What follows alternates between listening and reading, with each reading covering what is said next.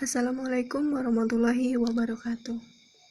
Izin memperkenalkan diri, nama Rizka Widyasuti, nomor pokok mahasiswa 1816021012, mata kuliah Analisis Politik Indonesia yang diampu oleh Bapak Himawan Indrajat SIP MSI, semester 5, jurusan Ilmu Pemerintahan Fakultas Ilmu Sosial dan Ilmu Politik.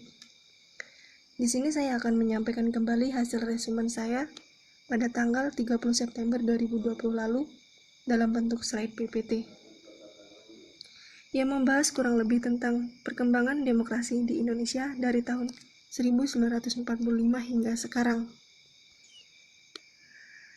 Sebelum membahas tentang lebih jauhnya lagi, kita harus tahu dulu apa itu demokrasi. Jadi, demokrasi menurut Abraham yaitu suatu sistem pemerintahan yang diselenggarakan dari rakyat, oleh rakyat, dan untuk rakyat. Jadi, dari pengertian demokrasi ini, demokrasi merupakan suatu sistem pemerintahan yang mana rakyat adalah sebagai pemegang kekuasaan tertinggi. Rakyat turut berpartisipasi dalam membentuk atau mengembangkan hukum dan undang-undang. Demokrasi terdiri dari dua macam, yaitu demokrasi langsung dan tidak langsung. Dan selanjutnya, mari kita kenali sejarah singkat tentang demokrasi di Indonesia. Dalam sejarah negara Republik Indonesia yang telah lebih dari setengah abad, perkembangan demokrasi telah mengalami pasang surut. Indonesia menjadi salah satu negara di dunia yang menerapkan demokrasi dalam sistem pemerintahannya. Demokrasi lahir dari tuntutan masyarakat Barat akan persamaan hak dan kedudukan yang sama di depan hukum. Hal ini terjadi karena pada masa sebelum adanya deklarasi Amerika dan Perancis, setiap warga dibeda-bedakan kedudukannya, baik di depan maupun dalam tuntutan sosial masyarakat. Lalu, proses perkembangan demokrasi di Indonesia dapat dibagi dalam 4 periode. Yang pertama, tahun 1945 hingga 1959, yaitu tentang penerapan demokrasi parlementer. Dalam masa demokrasi inilah yang menonjolkan demokrasi parlementer beserta partai-partai. Pada masa ini, kelemahan dari demokrasi parlementer ini memberi peluang untuk dominasi partai-partai politik dan DPR. Dan akibatnya, persatuan yang digalang selama perjuangan melawan musuh bersama menjadi kendor dan tidak terbina menjadi kekuatan konstruktif sesudah kemerdekaan. Yang kedua, tahun 1959 hingga 1965, yaitu demokrasi terpimpin. Dalam masa ini, terdapat banyak aspek yang menyimpang dari demokrasi konstitusional dan lebih menampilkan beberapa aspek dari demokrasi rakyat. Masa ini ditandai dengan dominasi presiden, terbatasnya peran partai politik, perkembangan pengaruh komunis, dan peran ABRI sebagai unsur sosial politik semakin meluas. Yang ketiga, tahun 1966 hingga 1998. Demokrasi pasca Orba, yang merupakan demokrasi konstitusional yang menonjolkan sistem presidensial. Landasan formal periode ini adalah Pancasila, Undang-Undang Dasar 1945 dan ketetapan MPRS atau MPR dalam rangka merumuskan kembali penyelewengan Undang-Undang Dasar 1945, yaitu terjadi di masa demokrasi terpimpin. Namun dalam perkembangannya, proses presiden semakin dominan terhadap lembaga-lembaga negara lain. Melihat praktek demokrasi pada masa ini, nama Pancasila hanya digunakan sebagai legitimasi politis penguasaan saat itu, sebab kenyataan yang dilaksanakan tidak sesuai dengan nilai Pancasila. Yang keempat, periode 1999 hingga sekarang. Pada masa ini, peran partai politik kembali menonjol, sehingga iklim demokrasi memperoleh nafas baru. Jika esensi demokrasi adalah kekuasaan dan di tangan rakyat, maka praktek demokrasi tatkala pemilu memang demikian.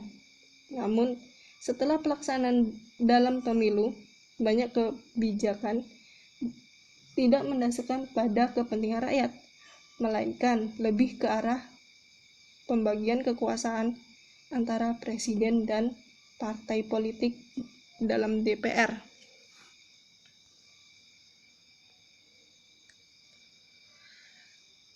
Lalu, di Indonesia juga sering mengalami perubahan berlakunya Undang-Undang Dasar, yaitu pertama, periode berlakunya Undang-Undang Dasar 1945, kedua, Konstitusi RIS, ketiga, periode Undang-Undang Dasar sementara, yang keempat, periode kembalinya ke Undang-Undang Dasar 1945. Pada kurun waktu tahun 1999 sampai 2002, Undang-Undang 1945 mengalami 4 kali perubahan yang mengubah susunan lembaga-lembaga dalam sistem ketatanegaraan Republik Indonesia. Yang pertama, periode berlakunya Undang-Undang Dasar 1945 tanggal 18 Agustus 1945 hingga 27 Desember 1949. Undang-Undang Dasar 1945 tidak dapat dilaksanakan sepenuhnya karena Indonesia dibisukan dengan perjuangan mempertahankan kemerdekaan. Pada tanggal 14 November 1945 dibentuk kabinet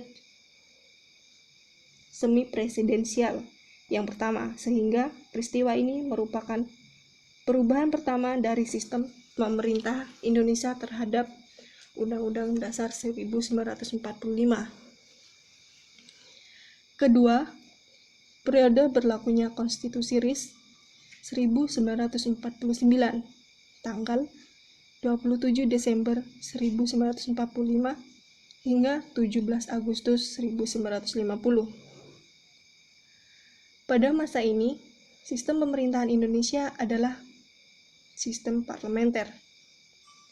Bahkan bentuk pemerintahan dan negaranya federasi, yaitu negara yang di dalamnya terdiri dari negara-negara yang masing-masing memiliki kedaulatan tersendiri untuk mengurus urusan negerinya.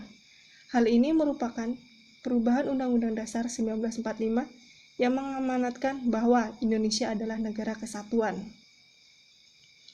Yang ketiga, periode Undang-Undang Dasar Sementara 1950 tanggal 17 Agustus 1950 hingga 5 Juli 1959. Pada periode ini berlakunya sistem demokrasi parlementer yang sering disebut demokrasi liberal. Pada periode ini, kabinet silih berganti. Akibatnya, pembangunan tidak berjalan lancar. Masing-masing partai tidak mementingkan kepentingan partai atau golongan.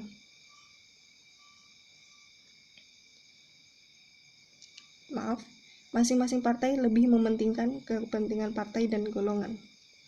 Lalu, rakyat Indonesia ini kemudian sadar bahwa undang-undang sementara ini dengan sistem demokrasi liberal tidak cocok karena aturan pokok itu mengatur bentuk negara, bentuk pemerintahan, dan sistem pemerintahan di Indonesia. Yang terakhir, periode kembalinya ke Undang-Undang Dasar 1945, 5 Juli 1959 hingga 1966. Pada sidang konstituante 1959 banyak kepentingan partai politik sehingga gagal menghasilkan undang-undang baru. Maka, pada 5 Juli 1959, Presiden Soekarno mengeluarkan dekret presiden yang salah satunya isinya memberlakukan kembali Undang-Undang Dasar 1945 sebagai undang-undang pengganti sementara 1950. Sekian, terima kasih. Assalamualaikum warahmatullahi wabarakatuh.